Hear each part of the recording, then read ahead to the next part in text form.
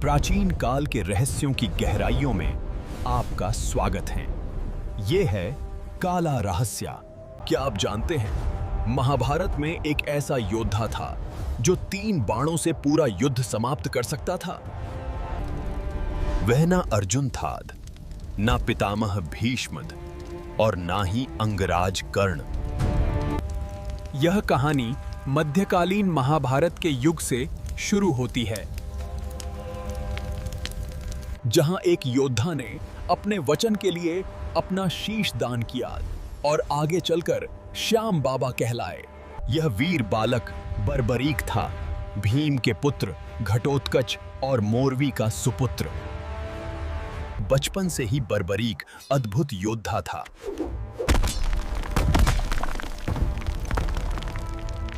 उसने युद्ध कला अपनी माता और स्वयं श्री कृष्ण से सीखी।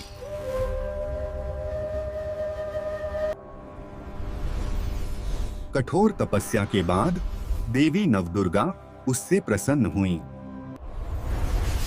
देवी ने उसे 3 अमोघ बाण प्रदान किए।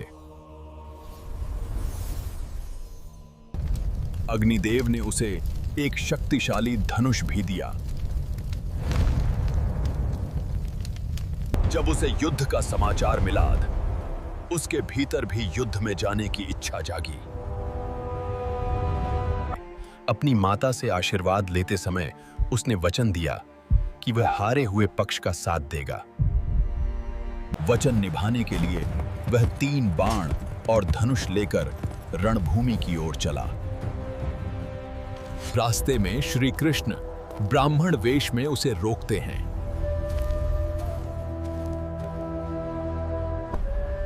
कृष्ण उसकी हंसी उड़ाते हैं कि वो सिर्फ 3 बाणों से युद्ध लड़ेगा। बर्बरीक कहता है, एक ही बाण पूरी सेना को परास्त कर देगा। और अगर तीनों बाण चलें तो पूरा ब्रह्मांड नष्ट हो जाएगा।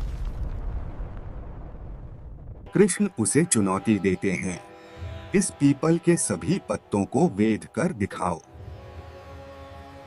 बर्बरीक बाण चलाता है और वो हर पत्ते को भेद देता है।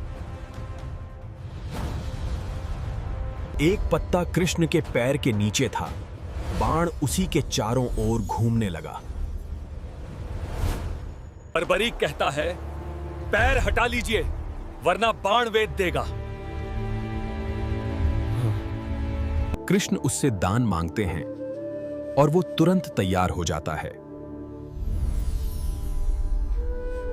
कृष्ण उससे उसका शीश मांगते हैं।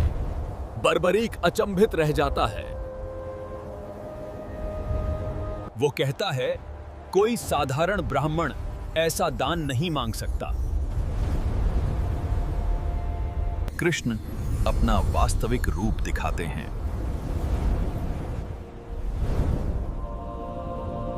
कृष्ण बताते हैं, युद्ध के पूजन के लिए श्रेष्ठ क्षत्रिय के शीश की आहुति आवश्यक है। बर्बरीक शीश देने को तैयार हो जाता है और युद्ध देखने की इच्छा व्यक्त करता है। उसका शीश एक ऊंची पहाड़ी पर स्थापित किया गया, जहां से वो पूरा युद्ध देख सके। फाल्गुन द्वादशी को उसने यह महान दान दिया और शीश के दानी कहलाए। युद्ध खत्म होने पर पांडवों में विवाद हुआ। विजय का श्रेय किसे मिले? कृष्ण ने कहा, बर्बरीक का शीश साक्षी है।